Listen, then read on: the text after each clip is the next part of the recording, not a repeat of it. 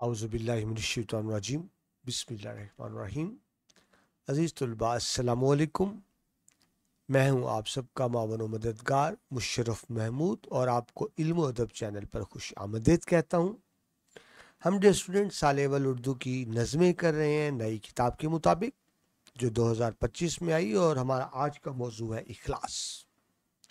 इसकी पहली वीडियो आप देख चुके हैं इस नज़म की, जिसमें हमने शायर का तारुफ देखा और पहली दो नज़मों की तशरीह देखी। अब इस दूसरी वीडियो में हम आखिरी 4 अशार की तशरीह करेंगे। तो शुरू करते हैं जी, शेर नंबर 3 से। फ़ानी है हर एक चीज़, हर एक रस्म व रिवाज, बाकी है मगर एक दवा में इखलास। फ़ानी होती है आर्जी, यानी आर्जी किसको कहेंगे? ख़त्म हो जाने वाली, यानी वो चीज़ जो मुस्तकिल ना हो, जो चीज़ आर्जी हो, ख़त्म हो जाने वाली हो, उसको हम फ़ानी कहते हैं। दवाम इखलास, दवाम वो होता है जो हमेशा रहे, यानी जो आर्जी एक चीज़ आर्जी, फ़ानी आर्जी, और दवाम यानी हमेशा रहने वाली, मतलब मुस्तकिल, जो मुस्तकिल हो, जो हमेशा रहने वाली हो या रहने वाला हो, उसको हम दवाम कहेंगे। तो बात क्या बनी? मुझे दुनिया की हर शय फ़ानी है, आर्जी है, ख़त्म हो जाने वाली है, बाकी है मगर एक दवा में इखलास। इखलास को दवाम हासिल है, इखलास हमेशा रहेगा, ये हमेशा रहने वाली चीज़, मुस्तकिल रहने वाली चीज़। तो आसान सा शेर जी, मफहूम क्या बना? दुनिया फ़ानी है यानी ख़त्म हो जाने वाली है, इसको हम फ़ानी कर देते हैं, लेकिन जो इखलास है वो लाफ़ानी है, यानी वो हमेशा रहने वाली चीज़ है।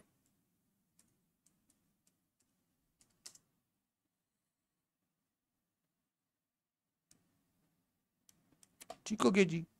तो अब आते हैं तशरीह की तरफ। इस्लाम में इखलास से मुराद ये है कि इंसान ज़िंदगी में जो भी इबादत या अमल करे वो सिर्फ़ अल्लाह ताला की रज़ा के लिए हो, इसमें दुनियादारी या दिखावे का शाहिबा तक ना हो, यानी मामूली शक भी ना हो। मज़ीद तशरीह में आए तो इस तशरीह में पश्तून शायर रहमान बाबा ने इखलास के मकाम मर्तबा को नहायत उम्दगी से इस शेर में बयान किया है। वो कहते हैं इखलास की अबदियत, और अबदियत अलिफ से आएगा, यानी हमेशा रहने वाली। अबदियत और लाफानियत पर रोशनी डाली है और बताया है कि दुनिया की हर शय फ़ानी है। एक दिन ऐसा आएगा कि इंसान अपने तमाम तर जाहो जलाल के साथ तारीख की गिर्द में गुम हो जाएगा, ख़त्म हो जाएगा, कायनात की हर शय ख़त्म हो जाएगी, लेकिन जो इखलास यानी खलूस बाकी रहेगा।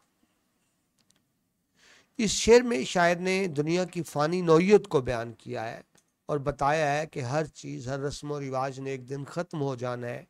फ़ानी से मुराद आर्जी है, जिस तरह दौलत, शोहरत, दुनियावी ताल्लुकात, मकाम, मर्तबा, ये सब चीज़ें फ़ानी हैं। ताहम शायर इखलास की दवाम को साबित करते हैं कि इखलास दवाम हमेशा रहने वाली चीज़ है, जो हमेशा बाकी रहती है। वो क्या चीज़ है? वो इखलास है। इखलास वो कुव्वत है जो इंसान की रूह को बेसर होने से बचाती है और आखिरी वक्त तक इंसान के साथ रहती है। ये चीज़ इस शेर में शायर बयान करते हैं कि दवाम इखलास बाकी है, तो दर हकीकत वो बताना चाह रहे हैं कि सिर्फ और सिर्फ आमाल और जज्बात जो खालिस अल्लाह के लिए हों, इन इखलास से भरे हों, वो क़यामत तक बाकी रहते हैं। यह शायर نہ صرف دنیا کی بے ثباتی عارضی ہونا کا بیان کر رہے ہیں، بلکہ درس دے رہے ہیں کہ اس کی زندگی کا اصل سرمایہ اخلاص ہے۔ دنیا فانی ہے، اخلاص لا فانی ہے، ہمیشہ باقی رہنے والی چیز ہے۔ اس شعر میں رحمان بابا بتاتے ہیں کہ اخلاص ہی روحانی ترقی کی بنیاد ہے۔ خلوص نیت ہی ایسی چیز ہے جو انسان کو دنیا میں اور آخرت میں کامیاب کرتا ہے، سربلند کرتا ہے۔ انسان کے ظاہری اعمال اگر ریاکاری پر مبنی ہوں تو وہ بیکار ہے اور اللہ کی بارگاہ میں ناقابل قبول ہے۔ یہ دنیا اور اس میں بسنے والی ساری مخلوقات نے ایک دن فنا ہو جانا ہے، لیکن خالص نیت سے کیے گئے اعمال اور اخلاص ہمیشہ باقی رہنے والی چیزیں ہیں۔ یہ دنیا فانی، اخلاص لا فانی ہے۔ بار بار ایک ہی بات ہو رہی ہے۔ اس شعر میں آپ سندوں کا استعمال دیکھیں تو سند تضاد ہے کہ ایک طرف کہا گیا فانی اور پھر کہا گیا باقی۔ فانی تو ختم ہو جانے والی چیز ہوتی ہے، باقی رہ جانے والی چیز ہوتی ہے۔ سند تکرار ہے، ہر ایک کی تکرار سے مطلب عمومیت ظاہر کرنا مراد ہے، یعنی ایچ اینڈ ایوری تھنگ، ہر ایک۔ سند استعارہ ہے، دوام اخلاص کا بطور صفاتی استعارہ استعمال کیا گیا اس کے اندر۔ حوالے کے اشعار دیکھیے، امیر ملائی کا خوبصورت شعر، وہ کہتے ہیں زیست کہتے ہیں زندگی کو، وہ کہتے ہیں زیست کا اعتبار کیا ہے امیر، زیست کا اعتبار کیا ہے امیر، آدمی بلبلا ہے پانی کا۔ بس یہ ہے کہ انسان کی حقیقت، کیا دولت شہرت، کچھ بھی نہیں ہے، ختم ہو جانے والی چیز ہے۔ ہاں اخلاص ایسی چیز ہے جو ہمیشہ رہے گی۔ خواجہ حیدر علی آتش کا شعر ہے، وہ کہتے ہیں نہ گورے سکندر نہ ہے قبر دارا، گور قبر کو کہتے ہیں۔ بڑے بڑے بادشاہ، سکندر اعظم، دا الیگزینڈر دا گریٹ، جس نے دارا سے حکومت چھینی تھی، نہ گورے سکندر نہ ہے قبر دارا، میٹھے نامیوں کے نشاں کیسے کیسے۔ اور نذیر اکبر آبادی کہتے ہیں جس کام کو تو دنیا میں آیا تھا اے نذیر، جس کام کو تو دنیا میں آیا تھا اے نذیر، خانہ خراب تجھ سے وہی کام رہ گیا۔ یعنی ہم دنیا داری کے چکر میں پڑ گئے، دکھاوے میں پڑ گئے، اخلاص کو بھول گئے، جبکہ دنیا اور آخرت دونوں میں کامیابی کا ایک ہی پیمانہ تھا، اور وہ پیمانہ تھا اخلاص۔ آگے چلیے جی شعر نمبر 4 کی طرف، جس میں شاعر کہتے ہیں اسلام ہے پابندی اخلاص کا نام، اور نام ہے اسلام کا نام اخلاص۔ یعنی اسلام اخلاص کا نام ہے، اخلاص اسلام کا نام ہے، مطلب اسلام اور اخلاص ایک ہی چیز ہے، دونوں کو ہم ایک دوسرے سے الگ الگ نہیں کر سکتے۔ مفہوم سیدھی سی بات کہ اسلام اور اخلاص ایک دوسرے کے لیے لازم ملزوم ہے۔ تشریح میں تو اسلام میں اخلاص سے مراد یہ ہے کہ انسان زندگی میں جو بھی عبادت یا عمل کرے وہ صرف اللہ تعالیٰ کی رضا کے لیے ہو، اس میں دنیا داری یا دکھاوے کا شائبہ تک نہ ہو۔ زیر تشریح شعر میں پشتون شاعر رحمان بابا نے اسلام میں اخلاص کے مقام، مرتبہ اور برکات کو نہایت عمدگی سے بیان کیا ہے۔ اس شعر میں شاعر نے اخلاص کو ایمان، کامیابی اور روحانیت کی بنیاد بتایا ہے کہ اس کے بغیر کوئی چیز نہیں ہے۔ اس شعر میں آپ کو بتایا گیا ہے کہ اسلام محض چند رسم و رواج کا نام نہیں ہے، اسلام چند عبادات کا نام نہیں ہے، اسلام صرف محض عبادات پر زور نہیں دیتا، بلکہ اسلام کی اصل روح اخلاص میں ہے، یعنی نیت کی پاکیزگی میں ہے، عمل کی سچائی میں ہے، دل کی صفائی میں ہے۔ پابندی اخلاص سے مراد اسلام میں صرف عمل نہیں بلکہ عمل کی نیت بھی اہم ہوتی ہے۔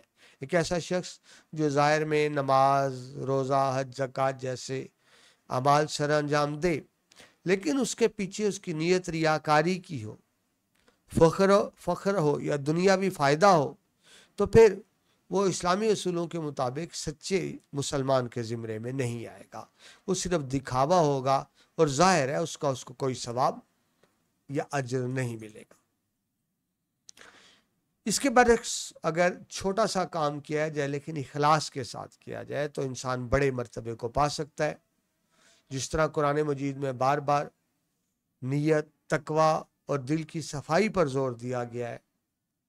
حدیث پاک ہے انما الاعمال بالنیات، یعنی اعمال کا دار و مدار نیتوں پر ہے تو اللہ تو خلوص دیکھے گا۔ یہ شعر ہمیں اخلاص کی روحانی اہمیت کا احساس دلاتا ہے۔ اسلام کی بنیاد توحید، رسالت اور قیامت پر ہے، لیکن ان تمام عقائد کا مرکز خلوص نیت یعنی اخلاص ہے۔ شاید یہ بھی کہہ رہا ہے کہ اگر آپ اسلام کے مفہوم کو سمجھنا چاہتے ہیں تو اخلاص کو جانیے، کیونکہ اسلام کا جو نام ہے وہ در حقیقت اخلاص ہے، اور اخلاص نام ہے اسلام کا، یعنی اسلام کی بنیادی شناخت ہی خلوص یا اخلاص ہے۔ تو اس شعر کا مرکزی خیال یہ ہے کہ اسلام صرف ظاہری عبادات اور رسم و رواج کا نام ہی نہیں ہے، بلکہ اس کی اصل روح اخلاص یعنی نیت کی پاکیزگی اور عمل میں خلوص ہے۔ اخلاص کے بغیر کوئی بھی انسانی عمل قابل قبول نہیں ہوتا ہے۔ صنعتوں کا استعمال دیکھیے، صنعت تکرار آیا ہے، نام اور اخلاص کی تکرار ہے جو شعر کی معنویت کی گہرائی کو بڑھاتی ہے۔ صنعت استعارہ ہے، یعنی اسلام کا نام اخلاص، یہ ایک معنوی استعارہ استعمال ہوا ہے۔ حوالے کے اشعار دیکھیے، حضرت اقبال کہتے ہیں بے خطر کود پڑا آتش نمرود میں عشق، یا عشق اس کو کہا جائے، حضرت ابراہیم کو نمرود نے آگ جلائی تھی نا، اور کہا تھا یا تو مجھے نعوذ باللہ خدا مان لو ورنہ میں تمہیں آگ میں پھینک دوں گا، آگ میں جلنے کے لیے تیار ہو جاؤ۔ تو ان کو آگ میں گرا دیا گیا، لیکن انہوں نے نمرود کو خدا نہیں مانا، انہوں نے سوچا بھی نہیں، آگ میں چھلانگ لگا دی۔ بے خطر کود پڑا آتش نمرود میں عشق، اور عقل ہے محو تماشائے لبے بام، ابھی لبے بام، عقل ابھی بھی حیرانگی سے یوں دیکھ رہی ہے کہ ہوا کیسے، آگ تو جلا دیتی ہے۔ تو یہ عشق کے معاملات ہیں، عقل کی سمجھ میں آنے والے نہیں ہیں، یعنی بات اخلاص کی ہو رہی ہے۔ اخلاص ہو تو آگ بھی نہیں جلاتی۔ اطہر شکیل کا شعر دیکھیں، نیت ہو اگر نیک تو دیتا ہے خدا بھی، نیت ہو اگر نیک تو دیتا ہے خدا بھی، کرتے ہیں عمل لوگ تو ملتا ہے صلہ بھی، نیک عمل کا صلہ ضرور ملتا ہے۔ اور عظیم مرتضیٰ کا شعر دیکھیں، وہ کہتے ہیں خلوص نیت رہبر پہ منحصر ہے عظیم، خلوص نیت رہبر پہ منحصر ہے عظیم، مقام عشق بہت دور بھی ہے پاس بھی ہے، یعنی اگر خلوص ہو تو مقام عشق پاس ہے، اور اگر خلوص نہ ہو تو پھر یہ مقام بہت دور کا ہے جہاں انسان پہنچ بھی نہیں سکتی۔ تو خلوص نیت رہبر پہ منحصر ہے عظیم، مقام عشق بہت دور بھی ہے پاس بھی ہے۔ آگے چلیں جی شعر نمبر 5 کی طرف، جس میں وہ کہتے ہیں صیاد کو ممکن ہے ہما ہاتھ لگے، صیاد کو ممکن ہے ہما ہاتھ لگے، پھیلائی محبت سے جو دام اخلاص۔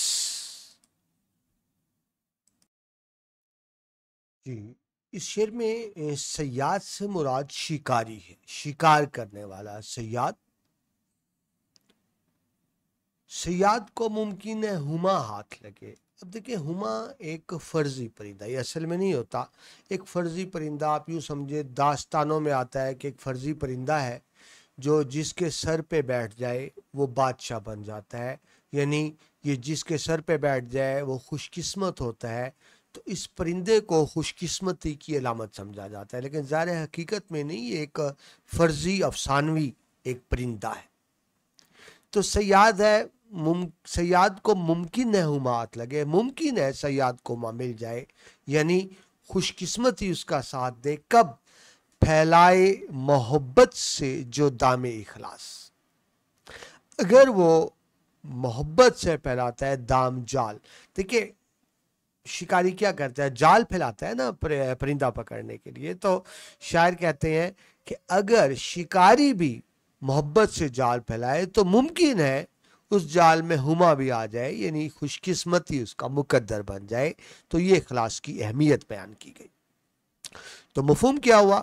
اخلاص اور محبت کی طاقت سے انسان ہر چیز حاصل کر سکتا ہے۔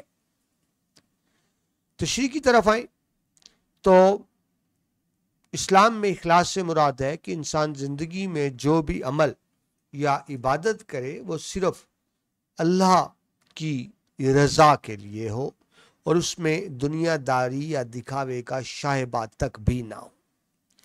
زیر تشریح شعر میں مشہور پشتون شاعر عمان بابا نے اسلام میں اخلاص کے مقام مرتبہ کو نہایت عمدگی سے بیان کیا ہے۔ یہ شعر تمثیلی انداز میں اخلاص کی تاثیر اور برکات کو بیان کرتا ہے۔ یہاں شاعر نے ایک شکاری یعنی صیاد کی مثال دی ہے جو اپنے دام سے نایاب پرندے ہما کو پکڑنے کی کوشش کر رہا ہے۔ ہما افسانی پرندہ، جس طرح بھی آپ کو بتایا، مشہور ہے کہ صرف قسمت والوں کے سر پہ بیٹھتا ہے اور اس کو پکڑنا محال ہے، مشکل ہے۔ لیکن اگر کوئی صیاد ایسا ہو جو چلاکی فریبی نہیں بلکہ محبت کا جال بچھائے، اب دیکھیں یہ جال کا مطلب عملی جال نہیں ہے، یعنی محبت سے خلوص، یعنی وہ اگر مکر و فریب کا جال بچھائے گا تو ہما اس کو نہیں ملے گا، لیکن اگر وہ اخلاص کا جال پھیلائے تو ممکن ہے ہما اس کو مل جائے، یعنی اخلاص کا جال۔ دیکھیں یہ جال کا مطلب وہ عملاً جال نیٹ نہیں جسے پرندے پکڑے آتے ہیں، وہ جال مراد نہیں، اخلاص کا جال یعنی خلوص، یعنی اگر اس کے پاس خلوص ہو تو ممکن ہے اس کو ہما بھی مل جائے، یعنی خلوص کی اہمیت بیان کی گئی۔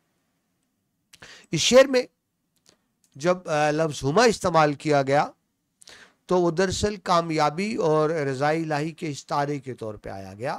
دام اخلاص سے ایک بڑی خوبصورت ترکیب استعمال کی گئی ہے، یعنی خلوص اور محبت کے ذریعے انسان وہ سب کچھ حاصل کر سکتا ہے جو ظاہری تدابیر سے ممکن نہیں ہوتا۔ یعنی اگر انسان کا دل خلوص اور محبت سے لبریز ہو تو ناممکنات کو بھی ممکن بنایا جا سکتا ہے۔ اس شعر میں اخلاص کی تاثیر کو فطری، روحانی اور مانوی سطح پر بیان کیا گیا ہے۔ جب انسان محبت کا جال پھیلاتا ہے تو وہ دلوں کو فتح کر لیتا ہے، اور جب اس محبت میں اخلاص ہو تو پھر معجزے بھی رونما ہو سکتے ہیں، معجزے جس کو عقل نہیں مانتے۔ اگر انسان کی نیت صاف ہو اور محبت و اخلاص سے کام لے تو وہ نایاب ترین یعنی ناممکن ترین جو ناممکن ہے وہ کامیابی بھی حاصل کر سکتا ہے۔ اخلاص کے ذریعے وہ کچھ بھی کر سکتا ہے، ناممکن کو ممکن بنا سکتا ہے، یعنی ایسی چیزیں جو بظاہر ناممکن ہو لیکن ان کو ممکن بنایا جا سکتا ہے۔ ہما ایک فرضی اساطیری پرندہ، اساطیری افسانوی جو کردار ہوتے ہیں جسے خوش قسمتی کی علامت سمجھا جاتا ہے، پکڑنا اس کو ناممکن ہے، لیکن شاعر کہتا ہے کہ اگر صیاد خلوص، اخلاص اور محبت کا جال پھیلائے تو ہما جیسے نایاب پرندے کو بھی پا سکتا ہے، یعنی اخلاص اور محبت سے انسان ہر مشکل کو آسان کر سکتا ہے۔ آسان اگر ہم اپنی بھی کر دیں کہ اپنی ہر مشکل کو آسان کر سکتا ہے۔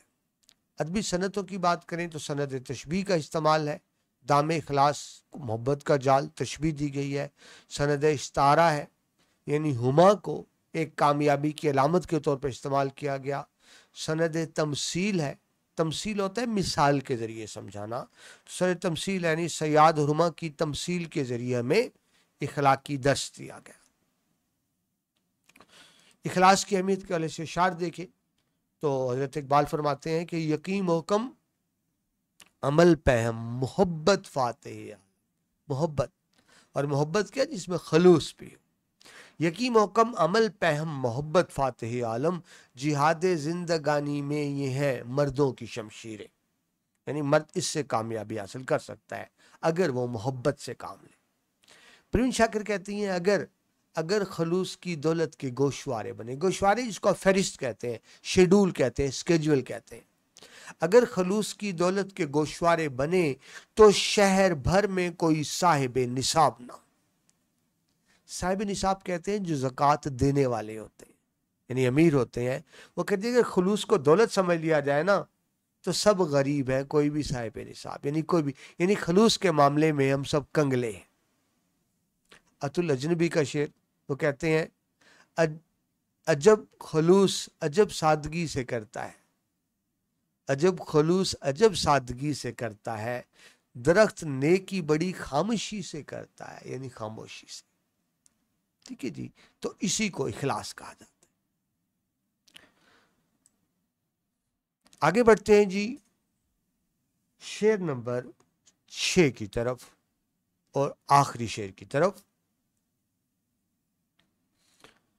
شیرینی گفتار پہ حیرت کیسی، شیرینی گفتار پہ حیرت کیسی ہے، گفتہ رحمان کلام اخلاص۔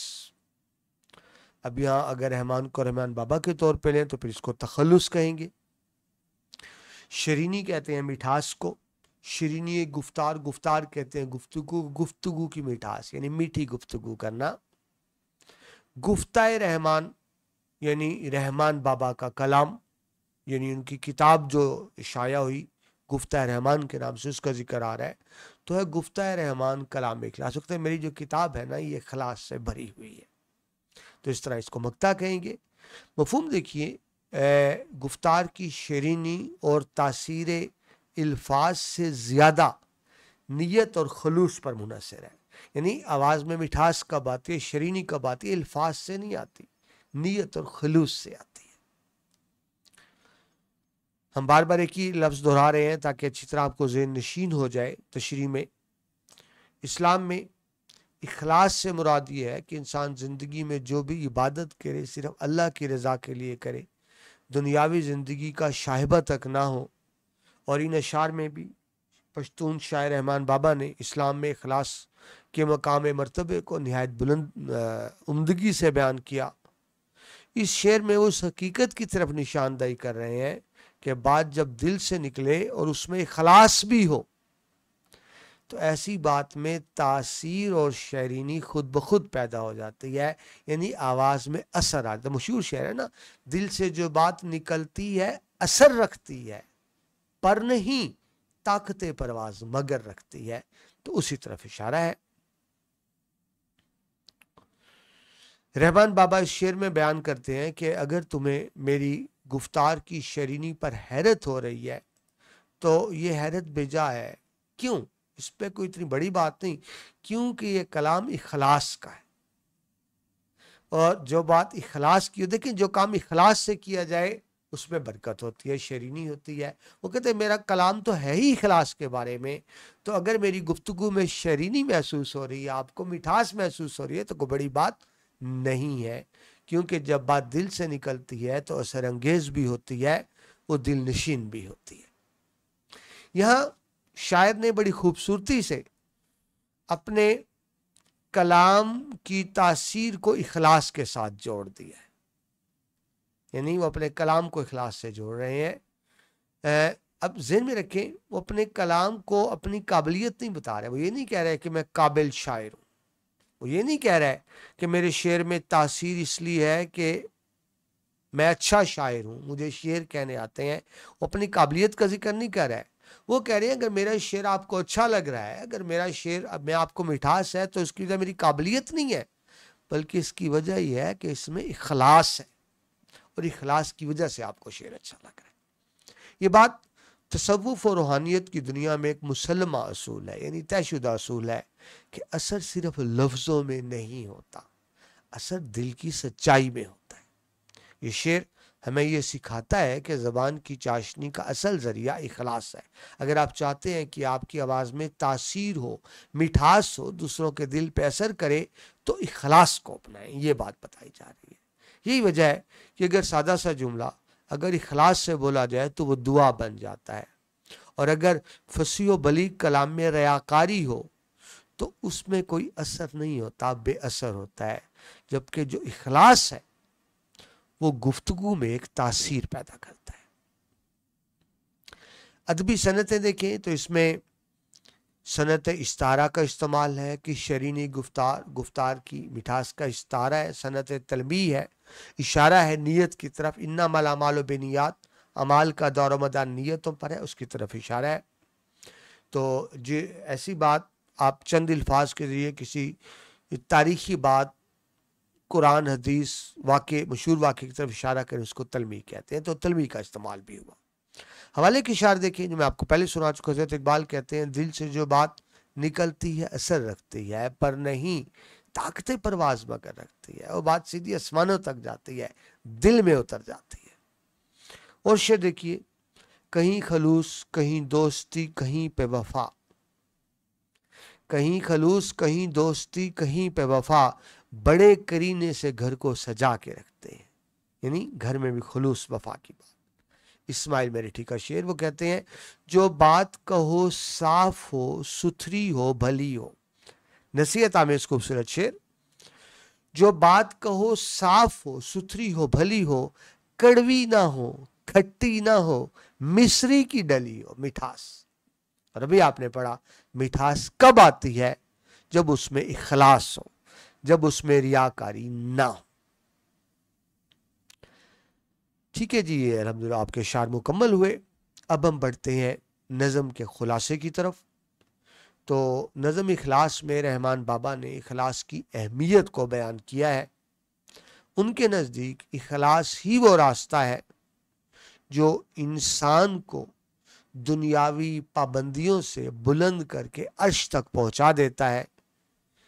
इखलास की ताकत से ही इंसान मुश्किल से मुश्किल सफ़र को भी आसानी से तय कर लेता है।